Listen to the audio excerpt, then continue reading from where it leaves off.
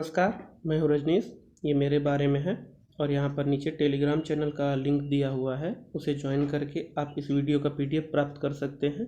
इसके अलावा अन्य पाठ्य सामग्री भी प्राप्त कर सकते हैं। पॉलिटिकल थियरी की सीरीज में आज जिस टॉपिक पर हम लोग चर्चा करने जा रहे हैं उसका नाम है स्वतंत्रता यानी लिबर्टी। तो आइए जानते हैं स्वतंत्रता के बारे में। स्वतंत्रता का अर्थ होता है किसी के अधीन न रहना या प्रतिबंधों की अनुपस्थिति। सामान्य अर्थ में अगर देखा जाए तो स्वतंत्रता का तात्पर्य है कि व्यक्ति के जीवन में किसी भी तरह की बाधा उत्पन्न न हो, उसके कार्यों को करने के लिए कोई भी प्रतिबंध न हो, अर्थात उसे किसी अन्य के अधीन न रहना पड़े। स्वतंत्रता यानी लिबर्टी शब्द जो है वह लैटिन भाषा के लिबर से बना हुआ है, जिसका अर्थ होता है स्वतंत्रता। अब स्वतंत्रता का अपना जो अस्तित्व है उसके बारे में चर्चा करते हैं कि स्वतंत्रता मानवीय अस्तित्व का एक गुण भी है और एक सामाजिक जीवन की दशा भी। तो पहले जान लेते हैं कि स्वतंत्रता मानवीय अस्तित्व का एक गुण किस तरह से है। आप इसको इस तरह से समझ सकते हैं कि मनुष्य प्रकृति के नियमों को जानता है और अन्य प्राणियों की अपेक्षा वह उनमें कुछ न कुछ परिवर्तन कर सकता है, सुधार कर सकता है। प्राकृतिक नियमों को अपने उपयोग के हिसाब से ढाल लेता है। जैसे नदियों के पानी को रोक करके बांध बना करके, नहर बना करके सिंचाई कर सकता है। जैसे वह गुरुत्वाकर्षण के नियम को जान करके और उसके विपरीत हवाई जहाज का आविष्कार कर सकता है। बीमारियों से बचने के लिए दवाओं का आविष्कार कर सकता है। इस तरह से अन्य अन्य ऐसे कार्य हैं जो कि मनुष्य प्रकृति के नियमों को जान करके और अपने उपयोग में ला सकता है। तो यह जो मनुष्य का गुण है यानी प्रकृति के नियमों से स्वतंत्रता, यह मानवीय अस्तित्व के रूप में स्वतंत्रता को के रूप में परिभाषित किया जा सकता है। अर्थात मानवीय अस्तित्व के रूप में स्वतंत्रता का अर्थ है कि प्रकृति के नियमों से व्यक्ति ही ऐसा, मनुष्य ही ऐसा प्राणी है जो कि स्वतंत्र है और अपने कार्यों को स्वतंत्रता पूर्वक कर सकता है। कुछ हद तक वह प्रकृति के नियमों को मोड़ या अपने हिसाब से उपयोग कर सकता है। अब दूसरी तरह की स्वतंत्रता की हम बात करेंगे, वह है सामाजिक जीवन की एक दशा के रूप में स्वतंत्रता। सामाजिक जीवन की दशा के रूप में स्वतंत्रता का मतलब है कि हमारे जीवन में जो व्यक्ति का दूसरे व्यक्ति के संदर्भ में, व्यक्ति का राज्य के संदर्भ में, व्यक्ति का समाज के संदर्भ में जो स्वतंत्रता की स्थिति है वह है सामाजिक जीवन की दशा। इस तरह से हमारे जो अध्ययन का मुख्य रूप से राजनीति विज्ञान के विद्यार्थियों के लिए जो अध्ययन करने का मुख्य विषय है वह है सामाजिक जीवन की एक दशा के रूप में स्वतंत्रता अर्थात लिबर्टी। अब स्वतंत्रता का मतलब होता है व्यक्ति को के लिए बाधाओं की अनुपस्थिति जिससे वह इच्छित कार्य कर सके। अब इस बात को विशेष रूप से ध्यान से समझने की जरूरत है। यहाँ पर तीन मुख्य बातें हैं। पहला मुख्य तत्व है व्यक्ति जो कोई काम करना चाहता है। दूसरा, उस काम में आने वाली कोई बाधा अर्थात कोई प्रतिबंध या कोई भी किसी भी तरह की बाधा। और दूसरा, अगर वह बाधा हट जाए, वह बाधा अनुपस्थित हो तो ऐसी स्थिति में पूर्ण होने वाला काम। तो यह जो तीन काम है, व्यक्ति के कार्य में बाधा और उस बाधा की अनुपस्थिति से जो इच्छित कार्य करने की व्यक्ति की क्षमता, तो यह तीन चीजें स्वतंत्रता को मुख्य रूप से परिभाषित करती हैं, उसको निर्धारित करती हैं। जैसे एक व्यक्ति है, उसे स्वतंत्र छोड़ दिया जाए कि वह व्यक्ति पढ़ाई करे। अब उस व्यक्ति के लिए पढ़ाई करने के दौरान स्वतंत्रता तो उसे है, बाधाएं नहीं है, लेकिन संसाधन नहीं है। उसके लिए उसको चाहिए किताबें हों, एक क्लासरूम हो, स्कूल की व्यवस्था हो, एक टीचर हो। तो एक छात्र के लिए जो पढ़ाई करने की आवश्यक सुविधाएं हैं वह भी उसके लिए महत्वपूर्ण है। तो इस तरह से स्वतंत्रता केवल बाधाओं की अनुपस्थिति नहीं है, बल्कि वह ऐसी स्थितियां भी हैं जिससे कि वह अपने इच्छित कार्य को कर सके। व्यक्ति के व्यक्तित्व के विकास के लिए जो आवश्यक परिस्थितियां हैं उन सबकी प्राप्ति भी स्वतंत्रता का ही अंग है। और यह माना जाता है कि प्रत्येक मनुष्य विवेकशील है, इसलिए वह अपना अच्छा और बुरा समझ सकता है, जान सकता है और उस जानकारी के पश्चात उसे अपना अच्छा और बुरा निर्धारित करने की स्वतंत्रता होनी चाहिए। इस तरह से व्यक्ति विवेकशील होने के कारण स्वतंत्रता का अधिकारी है और व्यक्ति को व्यक्ति होने के कारण, मनुष्य होने के कारण ही स्वतंत्रता प्रदान की जानी चाहिए। अब स्वतंत्रता के विभिन्न आयामों के विषय में हम लोग चर्चा कर लेते हैं। स्वतंत्रता का एक रूप है जिसे सकारात्मक स्वतंत्रता कहते हैं और दूसरा है नकारात्मक स्वतंत्रता। यहाँ पर नकारात्मक स्वतंत्रता को हम पहले समझेंगे, तब आपको सकारात्मक स्वतंत्रता आसानी से समझ आ जाएगी। नकारात्मक स्वतंत्रता का मतलब होता है स्वतंत्रता का वह रूप जिसमें प्रतिबंधों से पूर्ण रूप से आज़ादी की बात की गई हो। अर्थात नकारात्मक स्वतंत्रता का मतलब है प्रतिबंधों का पूर्ण अभाव, किसी भी तरह का कोई भी विनियमन, कोई भी प्रतिबंध न स्थापित हो, राज्य के द्वारा, समाज के द्वारा व्यक्ति को उसकी हाल पर छोड़ दिया जाए, हस्तक्षेप की स्थिति हो। यह प्रतिबंधों को नकारता है, इसलिए यह नकारात्मक स्वतंत्रता है। इसके बदले जो सकारात्मक स्वतंत्रता है उसमें यह विश्वास किया जाता है कि व्यक्ति की स्वतंत्रता के लिए आवश्यक है कि उस पर कुछ आवश्यक प्रतिबंध लगाए जाएं, क्योंकि एक व्यक्ति की स्वतंत्रता दूसरे व्यक्ति की विवशता बन सकती है। आपके छड़ी घुमाने की स्वतंत्रता किसी व्यक्ति का सिर फोड़ सकती है, इसलिए आप पर यह प्रतिबंध लगाया जाए कि आप इस तरह के कार्य ना करें, इस तरह की स्वतंत्रता का इस्तेमाल ना करें जिससे दूसरे व्यक्ति की स्वतंत्रता या दूसरे व्यक्ति के अधिकार बाधित हों। तो सकारात्मक और नकारात्मक स्वतंत्रता के मध्य मुख्य अंतर है प्रतिबंधों की उपस्थिति या अनुपस्थिति। नकारात्मक स्वतंत्रता कम से कम प्रतिबंधों या एकदम प्रतिबंधों के अधीन रहने के पक्ष में है, प्रतिबंधों की अनुपस्थिति के पक्ष में है, जबकि सकारात्मक स्वतंत्रता जो आवश्यक प्रतिबंध है उन्हें अपनाने के पक्ष में है। अब स्वतंत्रता के प्रकार में नागरिक स्वतंत्रता को देख लेते हैं। नागरिक स्वतंत्रता का मतलब होता है कि जो व्यक्ति को नागरिक होने के नाते, राज्य के सदस्य होने के नाते प्राप्त होने चाहिए, जैसे जीवन की स्वतंत्रता जो हमारे यहाँ अनुच्छेद 21 में दी हुई है। जीवन की स्वतंत्रता का मतलब होता है कि व्यक्ति को कानून की प्रक्रिया के द्वारा ही या न्याय की प्रक्रिया के द्वारा ही उसके जीवन से अलग किया जाएगा, किसी व्यक्ति के जीवन को खतरा नहीं पहुंचाया जाएगा, किसी व्यक्ति की हत्या नहीं की जाएगी। यह नागरिक स्वतंत्रता का महत्वपूर्ण हिस्सा है, पहला पार्ट है, पहला हिस्सा है। दूसरा है नागरिक स्वतंत्रता का कि व्यक्ति को अभिव्यक्ति की स्वतंत्रता दी जाएगी, प्रत्येक व्यक्ति को अपने विचार व्यक्त करने की स्वतंत्रता दी जाएगी, एक सीमा में रहते हुए सदाचार और लोक व्यवस्था का ध्यान रखते हुए व्यक्ति को यह स्वतंत्रता प्रदान की जाएगी कि वह अपने विचारों को व्यक्त कर सके।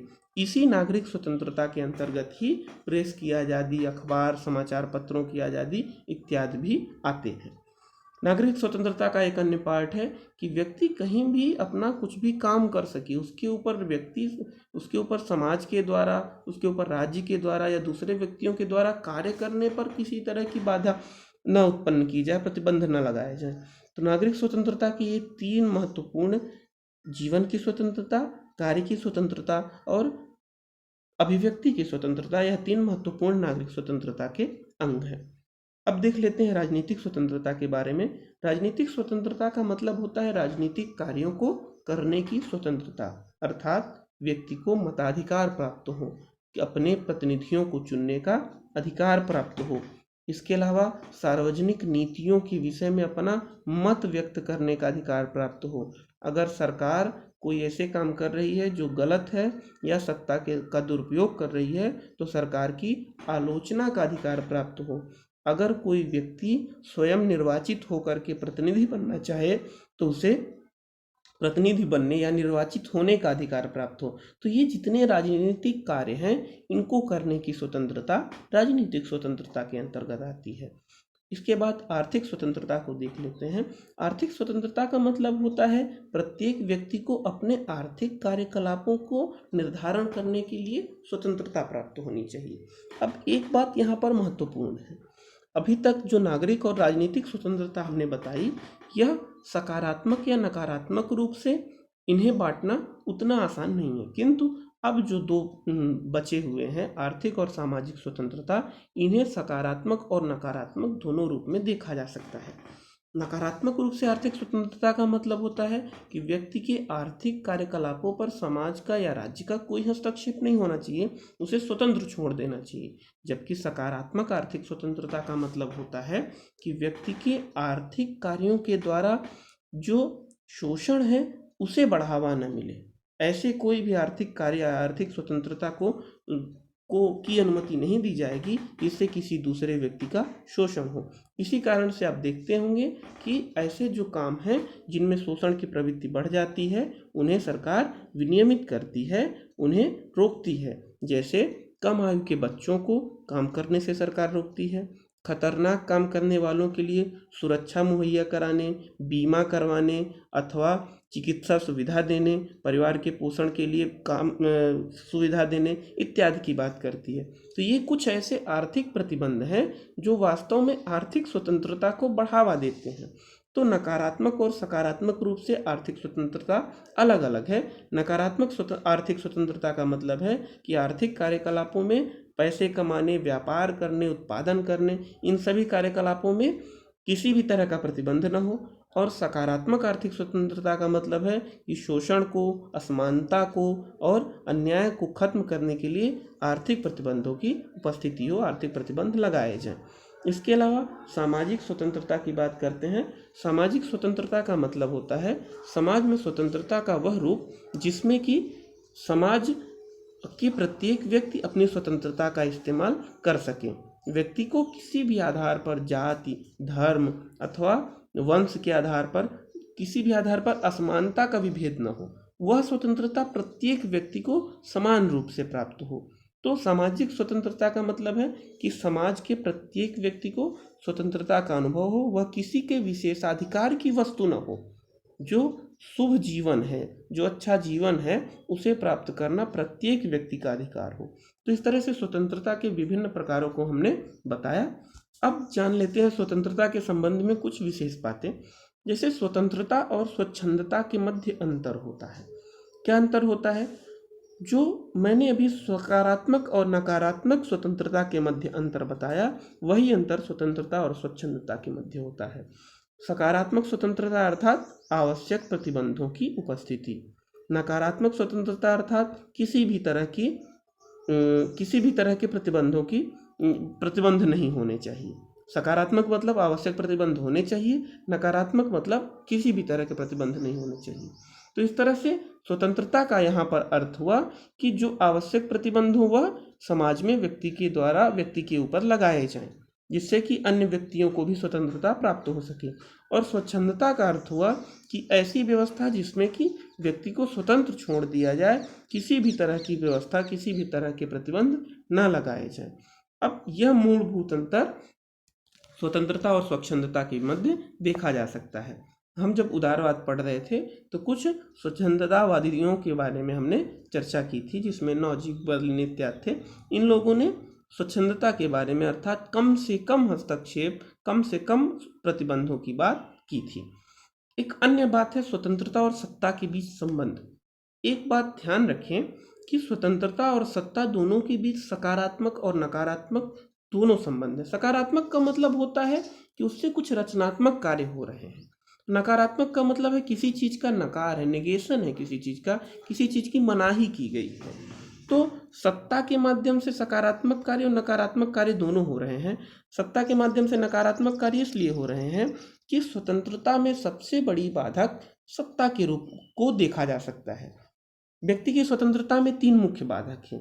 पहला व्यक्ति, दूसरा समाज और तीसरा राज्य या सरकार।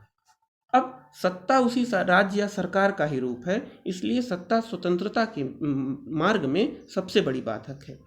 तो सत्ता के माध्यम से व्यक्ति की स्वतंत्रता का हनन किया जा सकता है। और दूसरी जो सकारात्मक व्यवस्था है उसमें क्या हो सकता है कि सत्ता के माध्यम से, सरकार के माध्यम से व्यक्ति के कार्यों का विनियमन किया जा सकता है, उसके कार्यों को निर्धारित किया जा सकता है, जिससे कि एक व्यक्ति के कार्य दूसरे व्यक्ति के कार्य में बाधा उत्पन्न न करें। जो सरकार नियम बनाती है, जैसे गाड़ी दाहिने चलाना है या बाएं चलाना है, आपको रोड पर जो फुटपाथ होता है उस पर चलना है पैदल, और फुटपाथ पे गाड़ी नहीं चलाना है। आपको जो अस्पताल है, स्कूल है, वहाँ आसपास गाड़ी की स्पीड कम कर लेनी है।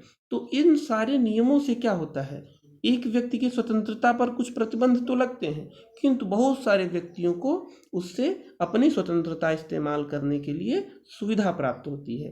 तो सरकार या सत्ता से स्वतंत्रता का दोनों तरह का संबंध है। अगर तानाशाही सत्ता हुई तो व्यक्तियों को अभिव्यक्ति की स्वतंत्रता नहीं मिलेगी, सरकार की आलोचना की स्वतंत्रता नहीं मिलेगी, उनमें विशेषाधिकार प्राप्त वर्ग का बोलबाला हो जाएगा, उनमें नौकरियों में इत्यादि चीज़ों में उन्हीं का हस्तक्षेप होगा, उन्हीं को पद प्राप्त होंगे।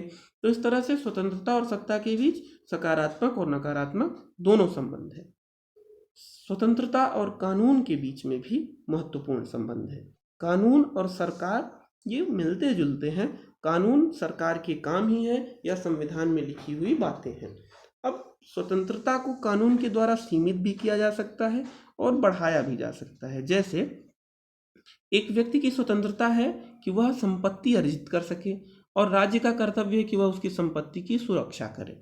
ऐसे में और एक चोर की स्वतंत्रता है कि वह चोरी कर सके। ऐसे में कानून का कर्तव्य बनता है कि वह चोर को पकड़ करके दंडित करे, अर्थात ऐसी सभी स्वतंत्रताओं पर प्रतिबंध लगाए जो कि दूसरे लोगों की स्वतंत्रताओं को, अधिकारों का हनन करते हैं। अब आपराधिक कानून बना करके और नागरिक कानून बना करके इत्यादि के माध्यम से कानून व्यवस्था की स्थापना करके और स्वतंत्रता की रक्षा की जाए। कोई व्यक्ति किसी व्यक्ति की जान न ले, यानी उसे जीवन की स्वतंत्रता बनी रहे, इसके लिए कानून बनाए। कोई व्यक्ति किसी व्यक्ति से अगर कोई संविदा करे, कोई विश्वास दिलाए, तो उसमें वह धोखा न दे। वह अपनी कोई शर्त मानने के लिए अगर तैयार हो विधिक रूप से, तो वह उसमें धोखा न दे, इसके लिए कानून बनाए जाएं। तो इस तरह से संपत्तियों का जो अंतरण है उनमें विनिमय किस तरह से किया जाए। तो स्वतंत्रता और कानून के बीच बहुत ही महत्वपूर्ण संबंध है। कानून स्वतंत्रता में को बढ़ाने में या लोगों को स्वतंत्रता का सही इस्तेमाल करने, उपभोग करने में सहायक भी है, और स्वतंत्रता के रूप में अगर कानून विकृत हो जाए, कानून की अति हो जाए, तो स्वतंत्रता के मार्ग में बाधक भी है। अब स्वतंत्रता पर विभिन्न दृष्टिकोण के विषय में हम चर्चा कर लेते हैं। पहला है स्वेच्छातंत्रवादियों के विचार। मैंने पहले ही बताया, स्वेच्छातंत्रवादी वो लोग थे जो कम से कम हस्तक्षेप और कम से कम प्रतिबंधों की बात करते हैं। बर्लिन, हेयक और फ्रीडमैन, इन्होंने पूंजीवादी व्यवस्था को ज़्यादा बढ़ावा देने के लिए विचार प्रस्तुत किए। जो भी विचार प्रस्तुत किए उसे पूंजीवादी व्यवस्था को बढ़ावा मिला, और इन लोगों ने किसी भी तरह से आर्थिक प्रतिबंध को मना किया। जो भी टैक्सेशन के माध्यम से सरकार करारोपण करती है, कर लगाती है और उसका उपयोग समाज कल्याण में करती है, तो उसे इन्होंने व्यक्ति की आर्थिक स्वतंत्रता में बाधा माना। तो स्वेच्छातंत्रवादियों ने कम से कम हस्तक्षेप और प्रतिबंधों की अनुपस्थिति की बात की। इसके अलावा मार्क्सवादियों के जो विचार हैं उसमें स्वतंत्रता की अलग अलग छवि देखने को मिलती है। पहली बात तो मार्क्सवादियों का मानना था कि स्वतंत्रता का अर्थ अकेलापन नहीं है। अभी तक हमने जो स्वतंत्रता की बात की वो व्यक्ति की स्वतंत्रता थी, अर्थात हमारे अध्ययन की इकाई के रूप में व्यक्ति को हमने माना, और वह व्यक्ति ही है जो कि स्वतंत्रता का उपभोग करता है। मार्क्सवादियों का कहना ऐसा नहीं है। प्रत्येक व्यक्ति से मिलकर के समाज बनता है, और व्यक्ति के हित समाज के हित से अलग नहीं होते। इसलिए व्यक्ति को पृथक पृथक स्वतंत्रता देने से अच्छा है कि हम समाज में स्वतंत्रता को लागू करें, समाज में अधिकारों को लागू करें। मार्क्सवादियों ने स्वतंत्रता के सामाजिक परिप्रेक्ष्य में चर्चा की, सामाजिक परिप्रेक्ष्य में बताया, व्यक्ति के हितों की जगह समाज के हित को बढ़ावा दिया। इनका मानना है कि व्यक्ति के हित दूसरे व्यक्ति के हित के लिए घातक हो सकते हैं, नुकसानदेह हो सकते हैं, किंतु समाज के हित प्रत्येक व्यक्ति के लिए महत्वपूर्ण होंगे, प्रत्येक व्यक्ति के लिए लाभकारी होंगे। अर्थात स्वतंत्रता का अर्थ अकेले व्यक्ति के लिए नहीं, पूरे समाज के लिए सोचा जाना चाहिए। एक अन्य बात जो एंजल्स ने बताई, उन्होंने बताया कि स्वतंत्रता का अर्थ विवशता से स्वतंत्रता है। दो तरह की व्यवस्था। पहली ऐसी व्यवस्था जो कि प्रकृति के द्वारा मनुष्य पर आरोपित है, अर्थात व्यक्ति उड़ नहीं सकता, व्यक्ति गुरुत्वाकर्षण के नियमों से बंधा हुआ है, व्यक्ति बाढ़ से ग्रसित होने के लिए बाध्य है, व्यक्ति वर्षा से, अकाल से ग्रसित होने के लिए बाध्य है। तो ऐसी व्यवस्थाएं प्रकृति के द्वारा प्राप्त हैं, और हम वैज्ञानिक सोच के द्वारा, वैज्ञानिक आविष्कारों के द्वारा इस व्यवस्था को कम कर सकते हैं। दूसरी व्यवस्था है विवशता है, पूंजीवादी व्यवस्था के द्वारा स्थापित की गई। अर्थात व्यक्ति अपनी इच्छा से उत्पादन नहीं कर सकता, व्यक्ति अपनी इच्छा से उपभोग नहीं कर सकता, तो इस तरह की व्यवस्था के लिए भी स्वतंत्रता की आवश्यकता है। तो एंजल्स ने ऐसी बात कही जो कि स्वतंत्रता को व्यक्ति के व्यवस्था से दूर करती हो। अर्थात पूंजीवादी व्यवस्था के द्वारा जो व्यवस्थाएं लाद दी गई हैं, पूंजीवादियों के द्वारा मजदूरों के ऊपर शोषण के रूप में जो व्यवस्था लाद दी गई है, उसे अंत करके ही स्वतंत्रता की प्राप्ति की जा सकती है। तो इस तरह से अलग अलग दृष्टिकोण स्वतंत्रता पर कुछ मानववादी दृष्टिकोण भी रहे हैं। जो तरुण मार्क्स यानी कार्ल मार्क्स का के जो शुरुआती चिंतन है, उनमें से एक सिद्धांत प्राप्त होता है अलगाव का सिद्धांत। वह कार्ल मार्क्स बताते हैं कि किस तरह से व्यक्ति पूंजीवादी व्यवस्था के चंगुल में फंस करके और अपने आप से अलग हो जाता है। पहले तो वह अपने उत्पादन का निर्धारण स्वयं नहीं कर सकता, तो यानी अपनी रचना से अलग हो जाता है, अलगाव हो जाता है, उसका एलिनेशन हो जाता है। फिर वह धीरे धीरे अपने प्रकृति से अलगाव हो जाता है, क्योंकि वह पूंजीवादी और उत्पादन और भौतिकता के चंगुल में इस तरह से फंस जाता है कि वह प्रकृति के चीज़ों को अनुभव नहीं कर पाता। इसके अलावा वह तीसरे चरण में समाज से अलग हो जाता है, अपने रिश्तेदारों सगे संबंधियों से अलग हो जाता है। और चौथा, वह खुद से अलग हो जाता है, अर्थात वह खुद की इच्छाओं को जान ही नहीं पाता कि उसकी क्या इच्छा है, उसकी क्या स्वतंत्रता है। वह वही करता है जो पूंजीपतियों के द्वारा या पूंजीवादी व्यवस्था के द्वारा निर्धारित की जाती है। तो ये जो कार्ल मार्क्स के अलगाव का सिद्धांत है, यह मानवतावादी दृष्टिकोण के हिसाब से स्वतंत्रता पर दिया गया विचार है। स्वतंत्रता को किस तरह से पूंजीवादी व्यवस्था के द्वारा गिरफ्त में रखा गया है, चंगुल में रखा गया है, यह कार्ल मार्क्स ने अपने अलगाव के सिद्धांत में बताया है। इसी मानववादी दृष्टिकोण का एक विकसित रूप समकालीन सिद्धांत में भी प्राप्त होता है। समकालीन जो मार्क्सवादी सिद्धांत है, इसमें एरिक फ्रॉम, मार्क्यूज, हेबरमास, इन लोगों ने बताया कि जो अभी पूंजीवादी व्यवस्था का जो विस्तार हुआ है, उसने अलगाव के सिद्धांत को और बढ़ावा दिया है। अब व्यक्ति यहाँ तक कि अपनी चेतना के स्तर पर भी स्वतंत्र नहीं है। इसको ऐसे समझिए कि हम जो टीवी पर विज्ञापन देखते हैं, उस विज्ञापन से प्रभावित होकर के चीज़ों को खरीद लेते हैं। हमें आवश्यकता नहीं है स्पोर्ट बाइक की, लेकिन स्पोर्ट बाइक का विज्ञापन देख करके हमें खरीदने की आवश्यकता हो जाती है। इस तरह की अन्य चीज़ें हम अपने घरों में देखेंगे जो हमारी आवश्यकता के अनुरूप नहीं, बल्कि विज्ञापन से प्रभावित होकर के, हमारे शौक से प्रभावित होकर के, दिखावे से प्रभावित होकर के, जिन्हें हमने खरीदा है। तो इस तरह से ये समकालीन अलगाव सिद्धांतवादियों ने अलग अलग तरह से यह बताया कि व्यक्ति किस तरह से पूंजीवादी व्यवस्था के चंगुल में फंस करके अपनी चेतना को ही भूल जाता है, अपनी स्वयं की इच्छा को ही भूल जाता है। वह उनके इच्छा के अनुसार सोचने लगता है और इस तरह से वो अपनी स्वतंत्रता को खो देता है। तो स्वतंत्रता का यह मानववादी दृष्टिकोण रहा है। स्वतंत्रता के अनेक अन्य आयाम भी हैं जो कि अलग अलग समय समय पर उपस्थित होते रहे हैं। स्वतंत्रता एक व्यवस्था है जो लक्ष्य की तरह है।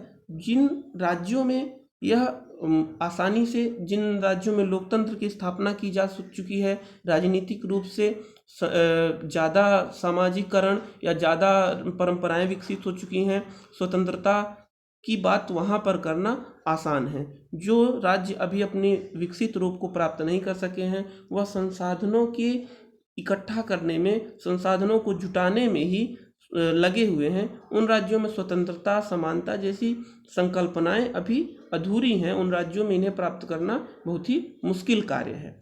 तो इस तरह से स्वतंत्रता एक लक्ष्य की तरह, जिसकी ओर प्रत्येक राज्य, प्रत्येक व्यवस्था, प्रत्येक समाज बढ़ता जा रहा है और संभव है धीरे धीरे सभी राज्यों में यह व्यवस्था अच्छी तरह से लागू हो जाएगी, स्थापित हो जाएगी। प्रत्येक व्यक्ति को उसके लिए आवश्यक स्वतंत्रता उसके जीवन के लिए प्राप्त हो सकेगी। आपने मेरा वीडियो देखा, इसके लिए धन्यवाद। आप टेलीग्राम पेज पर ज्वाइन करके और उसमें अपना इस वीडियो का PDF प्राप्त कर सकते हैं। धन्यवाद। महादेव।